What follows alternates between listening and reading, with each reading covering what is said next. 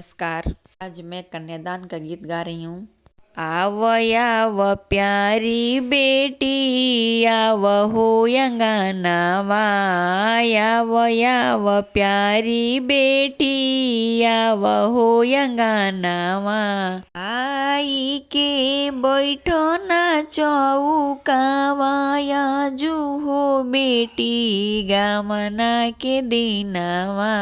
आई के बैठो ना मंडपवा, आजू हो बेटी सुभज दिनावा।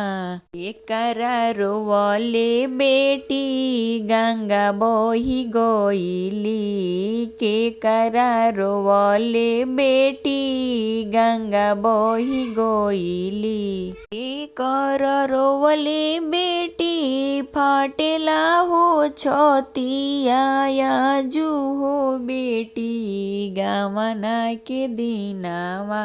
के कर रोवले बेटी फाटेला हो छतिया, आजू हो बेटी लगनिया के दिनावा। आमा के रोवले बेटी गंगा बोही गईली, आमा के रोवले बेटी गंगा बोही गईली। अम्मा के रोवले बेटी गंगा बोही गईली, अम्मा के रोवले बेटी गंगा बोही गईली। पापा के रोवले बेटी फाटेला हो छतिया, आजू हो बेटी गमना के दिनावा।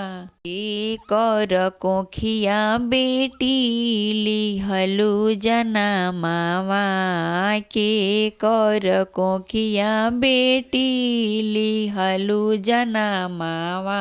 के कर बनलु बहुआ, आजू हो बेटी गमना के दिनावा। के कर बनलु बहुआ, आजू हो बेटी गमना के दिनावा। आमा के कोखिया बेटी लिहलु जनमावा, आमा के कोखिया बेटी लिहलु जनमावा। सासू के बनलु बहुआ, आजू हो बेटी गमना के दिनावा। सासू की बनलु बहुआ, आजू हो बेटी गमना के दिनावा।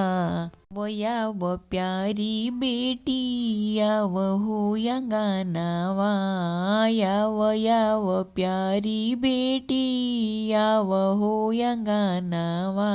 आई के बैठो ना मंडपवा, आजू हो बेटी गमना के दिनावा। आई के बैठो ना मंडपवा, आजू हो बेटी गमना के दिनावा।